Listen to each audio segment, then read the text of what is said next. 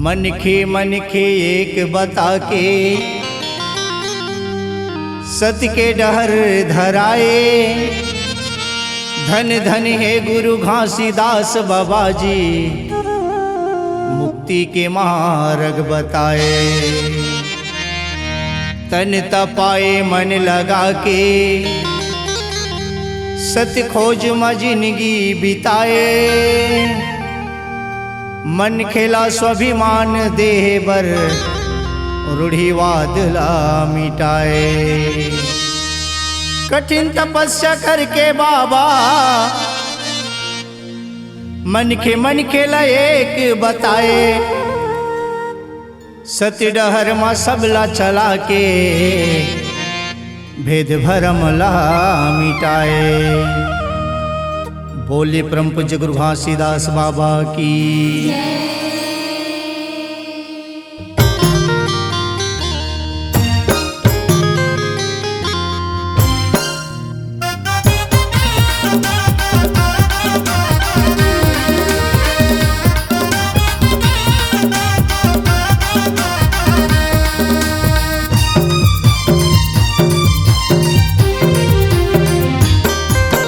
कठिन तपस्या करके बाबा, कठिन तपस्या करके बाबा, पाए तै सत्य ज्ञान ला, सत्य ज्ञान ला, सत्य ज्ञान ला।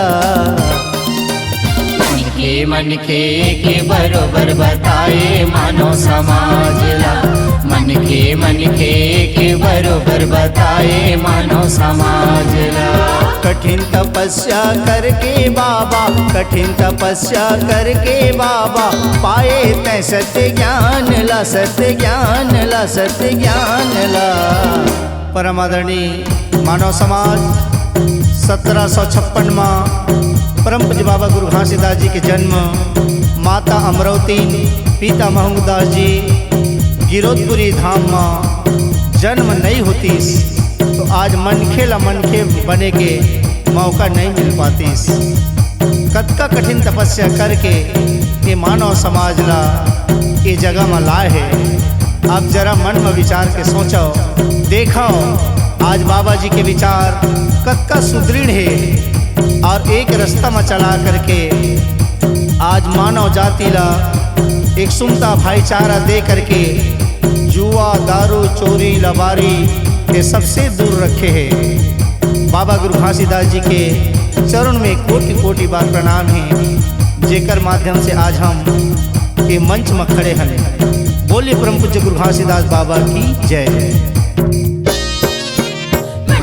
मन के बरोबर बताए मानो समाज ला।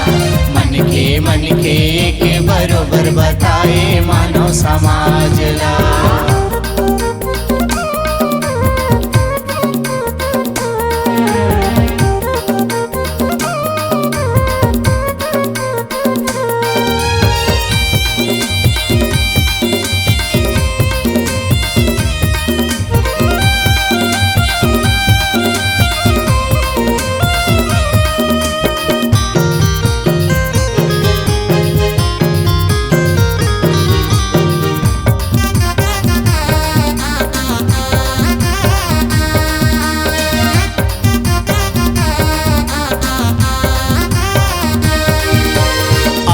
बढ़ के ये दुनिया माँ नहीं है कोनो ज्ञानी हो बाबा, नहीं है कोनो ज्ञानी, नहीं है कोनो ज्ञानी हो बाबा, नहीं है कोनो ज्ञानी हो गुरु, नहीं है कोनो ज्ञानी।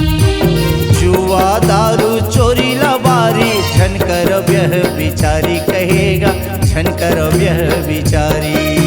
झन करो वह बिचारी का संतो, झन करो वह बिचारी कहेगा, झन करो वह बिचारी। रूढ़िवाद पाखंडवाद के, रूढ़िवाद पाखंडवाद के करना चाहिए बीज नाश ला, बीज नाश ला, बीज नाश ला। आदरणीय समाज जातिवाद ला जहर बता करके ऊंच नीच के भेदभाव के जो जहर है ओकर बीज नाश करके बाबा गुरु घासीदास जी मन के एक बता करके आज समरसता में रेंगाए है। रूढ़िवाद पाखंडवाद ला दूर भगा है। ऐसन बाबा जी के चरणों में प्रणाम।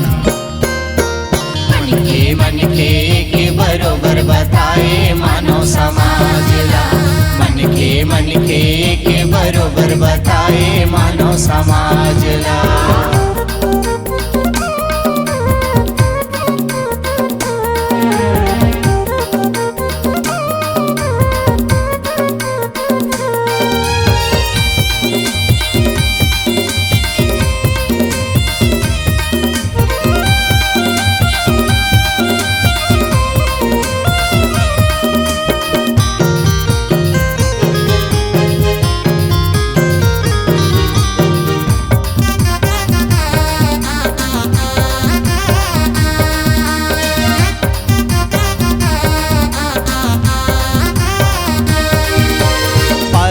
ज्ञानी बन के बताए सत्य तय परमान बाबा, सत्य तय परमान। सत्य तय परमान हो बाबा, सत्य तय परमान हो गुरु, सत्य तय परमान। जातिवाद ला जहर बताए मन के एक समान बाबा, मानव एक समान। मानव एक समान हो बाबा, मानव एक समान हो गुरु, मानव एक समान। ऊंच नीच भेदभाव भरम में, ऊंच नीच भेदभाव भरम में करत जीव के घात ला, जीव के घात ला, जीव के घात ला। पारक ज्ञानी बन करके बाबा गुरु घासीदास जी सत्य के खोज करीस। वास्तविक में मन के एक बरोबर के यदि कोई नारा देने वाला हवे तो वही परम पूज्य बाबा गुरु घासीदास जी मन के रूढ़िवादी व्यवस्था ला मिटा करके आज समरसता में रेंगाए है। ऐसा गुरु जी के चरण में कोटि कोटि बार प्रणाम। मन के बरोबर बताए मानव समाजला, मन के बरोबर बताए मानव समाजला।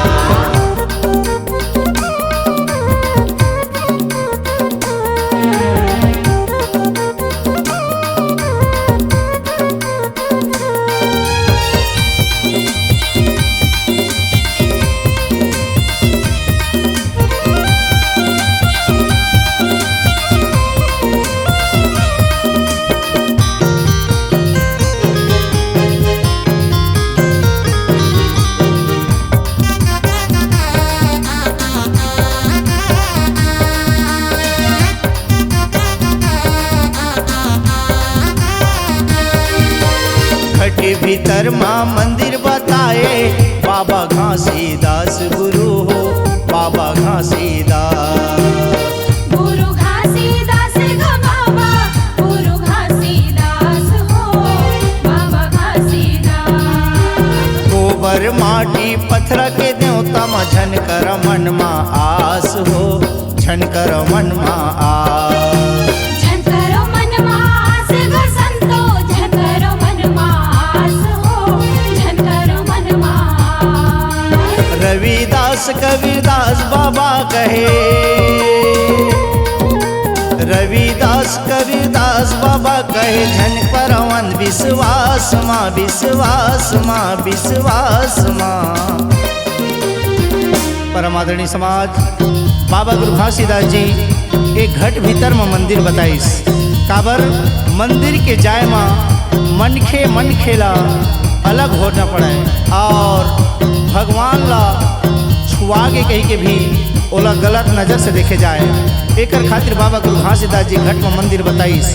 आपला मंदिर भटके की कोई जरूरत नहीं। आदरणीय समाज आपके मन में ही मंदिर है। संत रविदास, संत कबीरदास, संत चोखा मेला, गुरु नानक, पेरे रामा स्वामी नायकर, छत्रपति साहू जी महाराज आप ला जगाए के काम करे है। बोलिए परम पूज्य गुरु घासीदास बाबा की जय। मन के बरोबर बताए मानव समाजला, मन के बरोबर बताए मानव समाजला। कठिन तपस्या करके बाबा, कठिन तपस्या करके बाबा पाए तै सत्य ज्ञान ला, सत्य ज्ञान ला, सत्य ज्ञान ला। आदरणीय समाज आप ला इतनी होती भटके की जरूरत नहीं। बाबा गुरु घासीदास जी के बताए डहर में चल करके समाज में भाईचारा सुनता एकता लाना है। आज हमार पुरखा मन मेहनत नहीं करती। संत कबीरदास, संत चोखा मेला, गुरु नानक, पेरिया रामा स्वामी नायक, छत्रपति जी साहू जी महाराज, बाबा साहब अम्बेडकर, बाबा गुरु घासीदास जी, तो आज हमला मन के बने के मौका नहीं मिल पाती। संत मन के, गुरु मन के विचारधारा में चल करके अपन जीवन का संवारो। बोली परम पूज्य गुरु घासीदास बाबा की जय। मन के बरोबर बताए मानव समाज ला। मन के